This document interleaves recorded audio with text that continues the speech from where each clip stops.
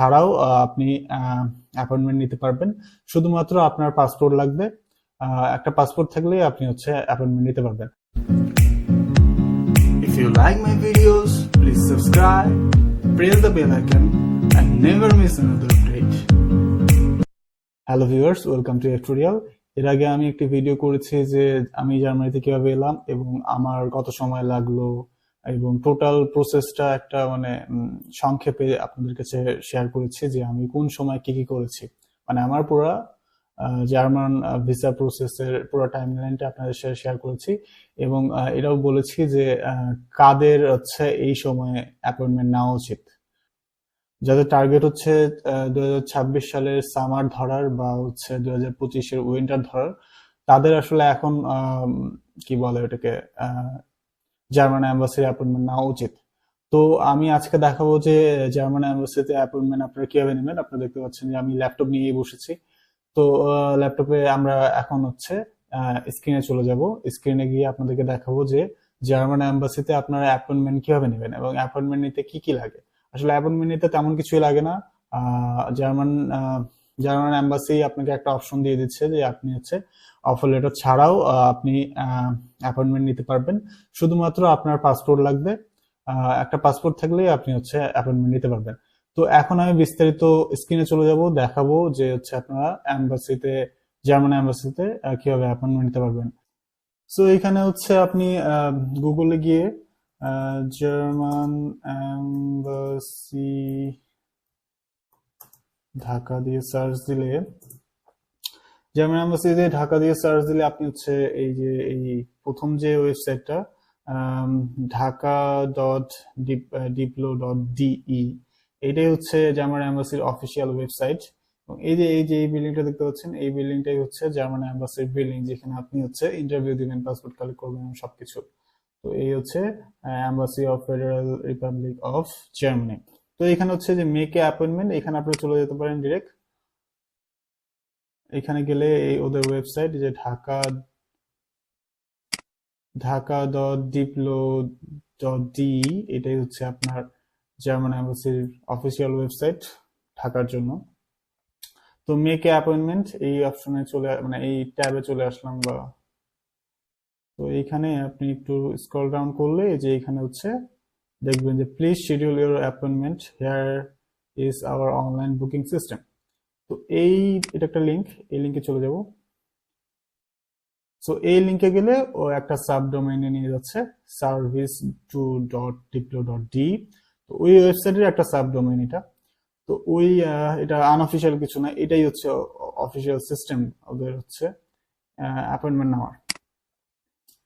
তো এইখানে আপনি যখন ঢুকবেন, তারপরে আপনি অনেক কিছু ওদের অনেক ইনফরমেশন দেখতে পাচ্ছেন।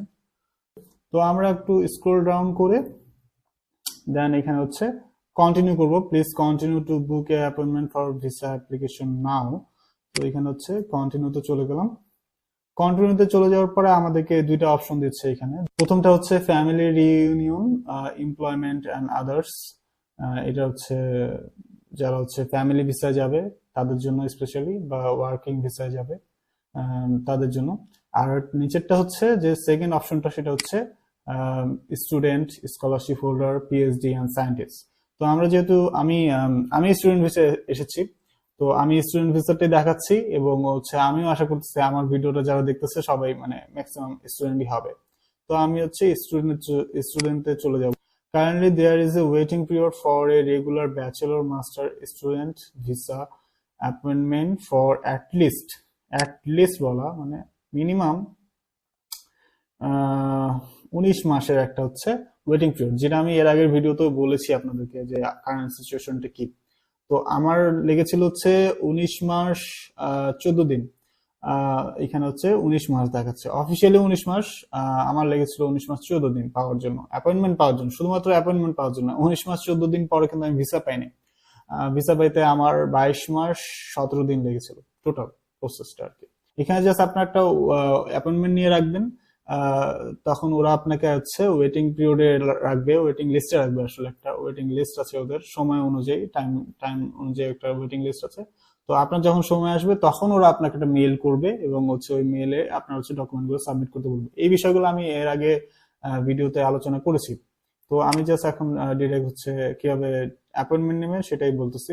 তো এইখানে এই পেজে পুরোটা আপনি সবকিছু পড়ে নিতে পারেন। এখানে হচ্ছে মেইন কথা হচ্ছে যে অফিসিয়ালি যে ওয়েটিং পিরিয়ডটা 19 মাস চলতেছে, এখানে কিন্তু স্পষ্টভাবে লেখা আছে।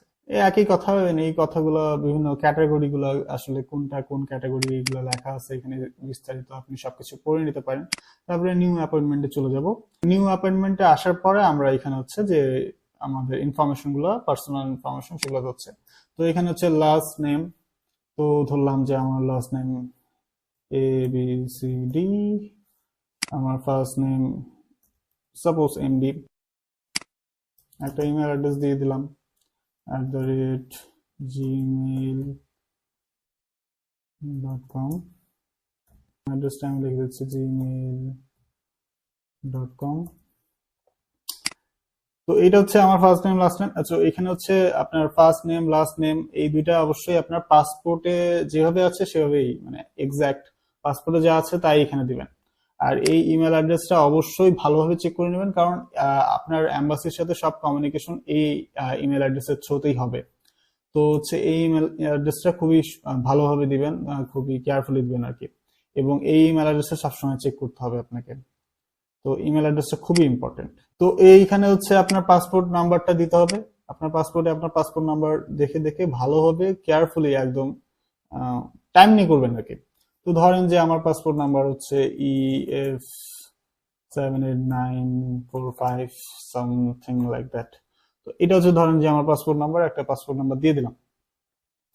তারপরে এইখানে যে পরের অপশনটা সেটা হচ্ছে স্কলারশিপ। আপনি কোনো স্কলারশিপ হোল্ডার কিনা, পিএইচডি বা হচ্ছে সায়েন্টিস্ট কিনা, পিএইচডি স্টুডেন্ট বা সায়েন্টিস্ট কিনা সেটা হচ্ছে জানতে হচ্ছে। তো এই ক্যাটাগরিতে যদি আপনি ফিট হন তাহলে এখানে দিবেন যে আসলে আপনি কোনটা, স্কলারশিপ আছে কিনা, পিএইচডি আছে কিনা, সায়েন্টিস্ট কিনা আপনি। যদি না হয় নর্মাল মাস্টার্স বা ব্যাচেলার স্টুডেন্ট হন তাহলে নিস, বা নট অ্যাপ্লিকেবল দিয়ে দিবেন। যদি আপনি ব্যাচেলার স্টুডেন্ট হন তাহলে এখানে হচ্ছে ব্যাচেলার স্টুডেন্ট দিবেন, না হলে আবার একই রকম ভাবে আপনি হচ্ছে নট অ্যাপ্লিকেবল দিয়ে দিবেন। আমি যেহেতু মাস্টার্স স্টুডেন্ট তো আমি হচ্ছে মাস্টার্স দেখাচ্ছি এখানে। একই কথা, আপনি সেম ওয়েতে ব্যাচেলর নিতে পারেন, মাস্টার্স নিতে পারেন। তো হচ্ছে আপনি যদি মাস্টার্স স্টুডেন্ট হন তাহলে এখানে হচ্ছে মাস্টার্স কোর্স দিবেন, আর এখানে হচ্ছে নট অ্যাপ্লিকেবল, ব্যাচেলরের ক্ষেত্রে নট অ্যাপ্লিকেবল থাকবে। আবার যদি ভাইস ভার্সা, যদি আপনি ব্যাচেলর স্টুডেন্ট হন তাহলে এখানে ব্যাচেলর দিবেন, আর এইখানে তখন নট অ্যাপ্লিকেবল দিবেন। তো এটাই। তো ব্যাচেলর হচ্ছে মাস্টার্স স্টুডেন্টদের একটু প্রায়োরিটি বেশি থাকে, সেটা হচ্ছে যে আপনাকে ইন্টারভিউ ডেট আগে হচ্ছে মাস্টার্সদের দেয়, তারপরে হচ্ছে ব্যাচেলরদের দেয়। তো একটু প্রায়োরিটি মাস্টার্স স্টুডেন্টদের জন্য একটু প্রায়োরিটি বেশি থাকে। আবার এখানে হচ্ছে প্রথমে এই যে অপশনটা ছিল স্কলারশিপ, পিএইচডি বা সায়েন্টিস্ট, এদের প্রায়োরিটি আরো অনেক বেশি। তো এদের ক্ষেত্রে আবার ওই যে 19 মাসের ওয়েটিং পিরিয়ডটা থাকে না। আপনার হচ্ছে আপনি যদি স্কলারশিপ পান, কোনো স্কলারশিপ ম্যানেজ করতে পারেন, এটা খুবই ভালো।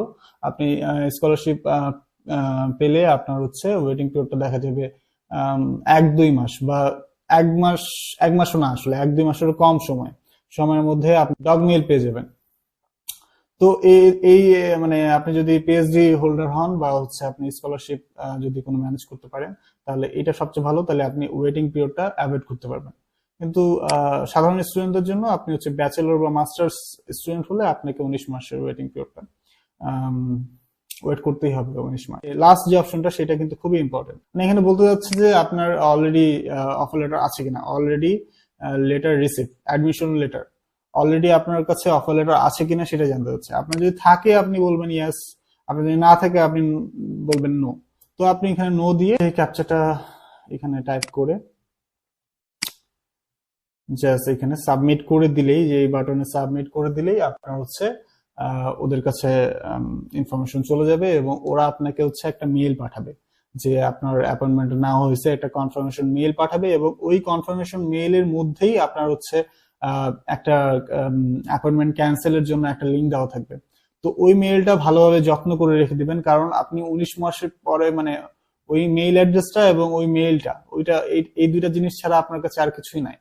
তো ওইটা ভালোভাবে যত্ন করে রেখে দিবেন, এবং কোনো কারণে যদি আপনার অ্যাপয়েন্টমেন্টটা প্রয়োজন না হয় পরে আর, ওই মেইলের মধ্যেই হচ্ছে ওই ক্যান্সেলের যে দেওয়া থেকে ওই লিঙ্কে গিয়ে আপনি অ্যাপয়েন্টমেন্টটা যে কোনো সময় ক্যান্সেল করে দিতে পারবেন। তো যদি আপনি অন্য কোনো দেশে চলে যান বা অন্য আপনার প্ল্যান চেঞ্জ হয়, তাহলে অবশ্যই অ্যাপয়েন্টমেন্টটা ক্যান্সেল করে দিয়েন। তাহলে আপনার পরে যারা থাকবে তাদের জন্য একটু হলেও সুবিধা, মানে একটু হলেও লাভ হবে তাদের। তো এটাই তো এটাই হচ্ছে অ্যাপয়েন্টমেন্ট নেওয়ার প্রসেস। আমি পরে কিভাবে ইউনিভার্সিটিতে অ্যাপ্লাই করবেন এবং আদার্স যে স্টেপ বাই স্টেপ যে প্রসিডিওর গুলো আছে সবগুলোই দেখানোর চেষ্টা করব। তো আপনাদের যদি কোনো কোশ্চেন থেকে থাকে আমাকে কমেন্টে জানাবেন। আমি মোটামুটি সব কমেন্টই পড়ি। তো সব কমেন্টের যদি অ্যান্সার নাও করতে পারি, আমি যদি বড় টপিক হয় তাহলে আমি ভিডিও বানিয়ে বানিয়ে আপনাদের প্রবলেম গুলো সলভ করার ট্রাই করবো, যতটুকু আমি পারি আর কি, আমার যতটুকু সম্ভব হয় আমি চেষ্টা করব। তো ধন্যবাদ, পরবর্তী ভিডিও দেখা হবে ইনশাআল্লাহ। আল্লাহ হাফিজ।